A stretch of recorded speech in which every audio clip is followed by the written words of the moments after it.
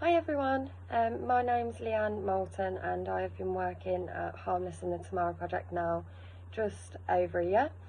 I wanted to create a short video to discuss my journey throughout my role at Harmless as a specialist trainer and how they have helped to develop and to guide me into my role as a specialist trainer. So it all started off whilst I was at university.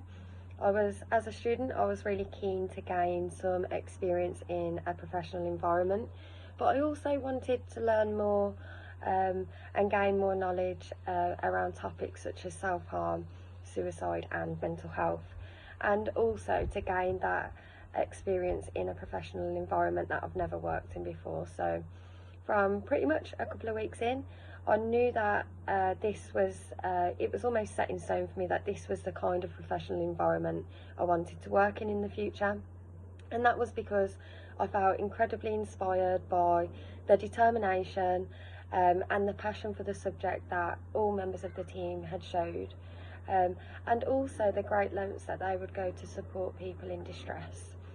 Whilst I was there as a student, I felt incredibly supported and listened to in my role on my placement. And when you work in an inclusive environment like this, it makes you want to be and it makes you want to do so much more. So once I'd finished university, I knew that I was going to apply for a job at Harmless. However, I still had 2 years left at university, and during this time me and members of the team at Harmless continued to stay in close contact with one another. Harmless provided me with numerous opportunities for continued professional development and to increase my knowledge in this area, and attending training again further inspired me to become a trainer someday myself, but it also prepared me and provided me with the skills and the confidence to respond to one of the most difficult life events I was soon to face. I think a few months after attending an MHFA course and some of our bespoke packages, my partner went into his first episode of psychosis. Not always knowing what to do and who to turn to, I would often reach out to our CEO, Caroline Harrow, who was always there to provide me with practical advice and also emotional support in how to respond to what was occurring in my life at that moment.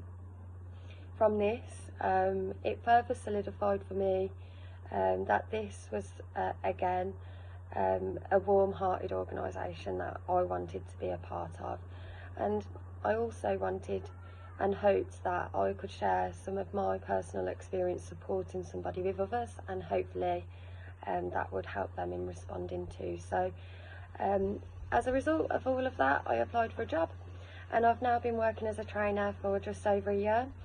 And I remember when I first started, I was constantly doubting myself and my ability to become a trainer, and to stand up in front of, over 20 people on sessions and deliver a session. But with the support and the encouragement and the compassion of members of the Let's Talk training team, I've now delivered over 80 different mental health and suicide awareness sessions.